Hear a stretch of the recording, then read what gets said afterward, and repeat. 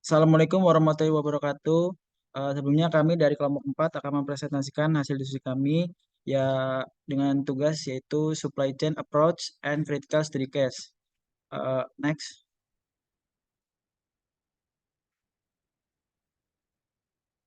Next. Oke, jadi ini ada pembahasan yang akan kita presentasikan. Yang pertama itu ada lean supply chain, yang kedua ada agile supply chain, yang ketiga ada green supply chain, yang keempat itu ada sustainable supply chain, yang kelima itu ada resilient supply chain, yang keenam itu ada Tesla Waste, yang ketujuh itu ada Toyota Waste, dan yang terakhir ada perbedaan Tesla dan Toyota Waste. Sebelumnya izin perkenalkan diri, nama saya Kevin Pradipta Sitompul dengan NIM 1122.053. Nama saya Syalma Habibah dengan NIM 1122.041. Nama saya Ana Zufar Sidki dengan NIM 1122.042. Nama saya Daviandra Bintang Utama dengan NIM 1122.040.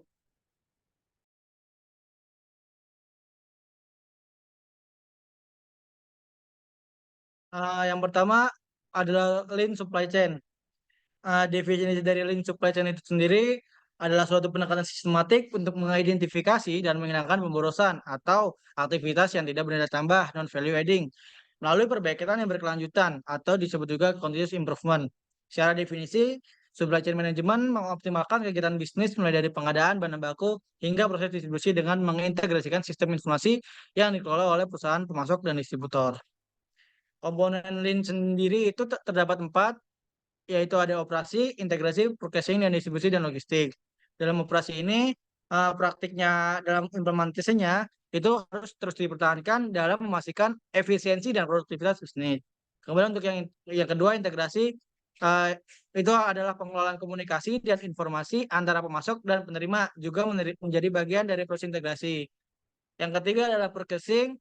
Purchasing ini berhubungan dengan produsen yang dimana memerlukan pasokan barang untuk menjaga barang produktivitasnya. Hal tersebut berkaitan dengan pengadaan dan barang yang terus disesuaikan.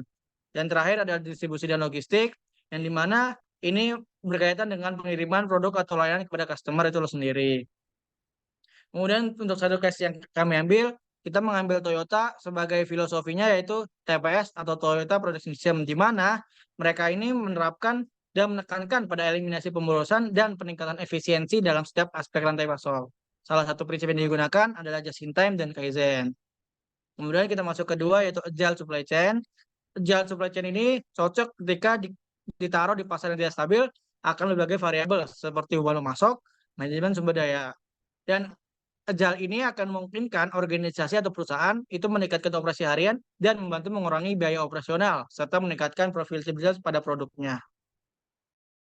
Kemudian untuk komponennya sendiri terdapat 5. Yang pertama entrepreneurial organization atau IO, kedua adalah hubungan pemasok, ketiga resource management, keempat just in time, dan kelima adalah utilisasi teknologi. Untuk study case yang kita ambil adalah Zara. Kenapa Zara? Karena Zara itu bergerak di industri fashion yang bergerak sangat cepat, yang membutuhkan fleksibilitas tinggi, termasuk kemitraan erat dengan pemasok, penggunaan teknologi secara real time, dan memantau penjualan. Pendekatan agile ini memungkinkan Zara untuk meminimalkan risiko kelebihan stok, merespon dengan cepat terhadap preferensi pelanggan itu sendiri. Kemudian untuk green supply chain, saya serahkan kepada saudari Asia. Selanjutnya yaitu ada green supply chain. Jadi green supply chain itu suatu pengintegrasian pemikiran lingkungan ke dalam manajemen rantai pasokan, termasuk desain produk, bahan, sumber, dan seleksi, proses manufaktur, pengiriman final produk kepada konsumen, serta manajemen end of life produk setelah masa pemanfaatannya. Nah, untuk komponen GSCM ini yaitu ada green purchasing, green manufacturing, green distribution, dan reverse logistik. Jadi reverse logistik itu adalah fase di mana ketika produk yang sudah sampai ke tangan customer akan kembali ke manufacturing karena adanya suatu hal tertentu. Next.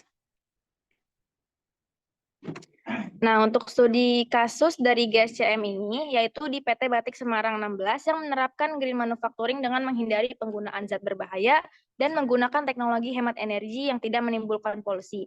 Karena produksinya ini sebagian besar dilakukan dengan handmade, jadi dalam green distribution ini perusahaan menggunakan kemasan yang ramah lingkungan dari pelepah pisang serta mengirim produk secara efisien.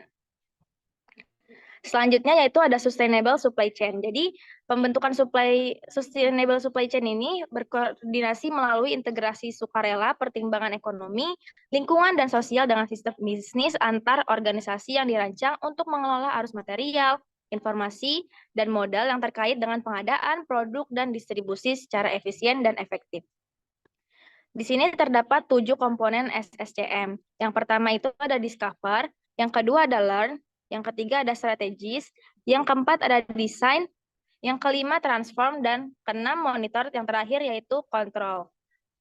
Nah, untuk studi kasusnya ini terdapat di perusahaan Patagonia, yang mana perusahaan itu berkomitmen untuk menggunakan bahan yang ramah lingkungan seperti kapas organik serta polyester daur ulang, serta bekerja sama dengan pemasok yang memenuhi standar etika tinggi dalam hal kondisi kerja dan dampak lingkungan. Selanjutnya akan dijelaskan oleh Saudara Ahnaf. Kemudian area resilient supply chain atau RSCM itu didefinisikan sebagai kemampuan rantai pasok untuk tetap berfungsi dan beradaptasi dalam menghadapi gangguan. Analisis biometrik ini menunjukkan bahwa crash atau resilient supply chain ini terdiri dari beberapa dimensi, yaitu kepekaan, kemampuan, strategi, dan metrik kinerja. Kita masuk ke komponen RSCM, yaitu ada 2 dari fondasinya, yaitu capability dan vulnerabilities. Untuk contoh kasusnya kita ambil dari PT Bimasuka Cargo System, di mana PT Bimasuka ini dapat mengidentifikasi dan mengurangi kerentanan tersebut. Contohnya mereka meningkatkan fleksibilitas pasokan dan pemenuhan order serta meningkatkan visibilitas aset operasi. PT ini juga belum memastikan supaya ramah lingkungan dan belum menerapkan reverse logistik serta penggunaan bahan bakar alternatif. Kemudian untuk Toyota dan Tesla bisa dijelaskan dengan Saudara Davi. Ya, terima kasih. Berikutnya masuk ke Toyota Way dan Tesla Way. Yang pertama ada Toyota Way. Toyota Way itu merupakan metode dalam menata kelola perusahaan. Jadi hal ini terlihat dari salah satu konsepnya, yakni Kaizen dengan alatnya yaitu 5S. Selanjutnya ada Tesla Way. Tesla Way adalah filosofi manajemen yang berfokus pada inovasi, efisiensi, dan komitmen lingkungan, serta mendorong karyawan untuk berpikir secara dinamis dan inovatif. Selanjutnya ada varian produk. Varian produk ini kami membandingkan Toyota dengan Tesla, yang dimana Tesla sudah mempunyai full produknya itu kendaraan mobil listrik, dan Toyota baru satu yang mobil listrik, yaitu Toyota All New Vision 4X. Jadi kita memilih All New Vision 4X ini dikarenakan kita pengen membandingkan varian produk apple to apple, karena Tesla sudah mobil listrik semua. Selanjutnya untuk spesifikasi produknya, untuk yang Toyota BZ4X ini tipe baterainya yaitu lithium ion, kapasitas baterainya 71,4 kW, voltase baterainya 355 volt, untuk AC charging dari 0 sampai 100%-nya di 9,5 jam, dan DC chargingnya 0 sampai 80% itu di 30 menit. Untuk estimasi fast charging time-nya dari 0 sampai 80% juga di 30 menit. Untuk tipe penggerak listriknya AC Synchronous Electric Generator, dan baterai warantinya 8 tahun atau 160.000 km. Jenis bahan bakarnya yang udah pasti elektrik, dan tenaganya di sekitar 201 horsepower. Berikutnya ada di Tesla, yang spesifikasi Tesla Model 3, yang dimana Tesla Model 3 ini spesifikasinya hampir mirip dengan Toyota BZ4X, yang dimana tipe baterainya juga sama, lithium ion, dan kapasitas baterainya lebih rendah yaitu 54 kW, dan voltase baterainya 360 volt, dan AC chargingnya 0 sampai 100%-nya lebih cepat dibanding Toyota BZ4X, yang dimana di 5,6 jam. Untuk DC chargingnya sama, 0 sampai 80% di 30 menit, dan estimasi fast charging time-nya juga sama, 0 sampai 80% di 30 menit. Untuk tipe penggerak listriknya dia menggunakan single permanent magnet sinkronus. Untuk baterai warantinya di 8 tahun atau 100.000 kilometer, jenis bahan bakarnya elektrik dan tenaganya lebih besar dibanding Toyota BZ4X, di mana besar tenaganya 283 horsepower. Yang berikutnya ada sistem produksi yang akan dijelaskan oleh saudara Kevin. Oke, kita masuk ke sistem produksinya. Jadi kalau Toyota itu memiliki sistem produksi TPS atau Toyota Production System. Toyota W ini TPS ini berdasarkan dua konsep, yaitu JIDOKA dan JIT. Sedangkan kalau Tesla itu dia pakai Lean Production Tesla dan sistem WRAP. Jadi masing-masing perusahaan ini memiliki perbedaan. Lanjut, next. Untuk orientasi produknya pada Toyota sendiri itu lebih fokusnya kepada kualitas, inovasi, dan diverifikasi portofolio produknya.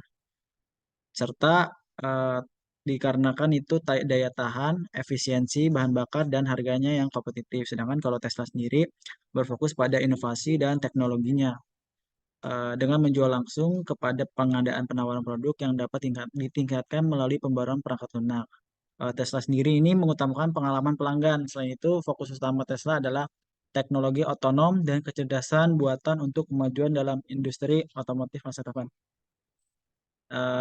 Selanjutnya ada supply chain. Dari Toyota sendiri itu mereka punya dua perusahaan, yaitu Karawang Plant dan Sunter Plant. Jadi di Karawang Plant ini memproduksi kendaraan dan melakukan distribusi secara domestik dan ekspor. Untuk distribusi yang domestik itu didistribusikan ada aksesoris dan non produksi di bawah Toyota Astra Motor. Lalu didistribusikan lagi ke dealer dan perusahaan serta forwarding lainnya ke 700 perusahaan dengan 4.000 karyawan. Baru setelah itu produk akan sampai ke tangan pelanggan. Sedangkan Tesla itu mereka membuat atau merakit suku cadang mereka pada plant assembly yang bernama yang bersamaan di Tesla Gigafactory. Gigafactory ini memproduksi baterai, kemudian mobil yang telah dirakit itu dengan baterai ditampilkan pada online. Jadi mereka Tesla itu langsung menjualnya tanpa didistribusikan lagi ke retailer-retailer atau distributor seperti Toyota. Jadi pelanggan bisa mengecek barang yang tersedia itu langsung lewat online shop dan membeli barang itu lewat online shop. Untuk inovasi sendiri, Toyota itu sudah memasuki era kendaraan elektrifikasi atau XEV. Jadi dari XEV ini Toyota berhasil memimpin pergerakan pasar lewat strategi multi pathway dengan menyediakan produk-produk elektrifikasi yang lengkap dan sesuai kebutuhan pelanggan. Yang serta membangun ekosistem yang mendukung mobilitas XEV Toyota. Diperkuat lagi dengan kolaborasi bersama value chain untuk memberikan layanan terbaik demi kepuasan pelanggan. Sedangkan kalau Tesla sendiri itu dia pakai EV dan pengembangan perangkat lunak canggih adalah fokus utama inovasi produk Tesla. Dengan mengembangkan kendaraan listrik efisien dan berjangkauan panjang serta dilengkapi dengan baterai berkapasitas besar, Tesla mengubah pasar otomotif. Jadi Tesla ini sudah menambahkan fitur seperti autopilot dan full self driving atau FSD yang meningkatkan keselamatan dengan kemampuan mengemudi semi otonom menggunakan kecerdasan buatan. Mungkin sekian dari kami. Kurang lebihnya mohon maaf. Wassalamualaikum warahmatullahi wabarakatuh.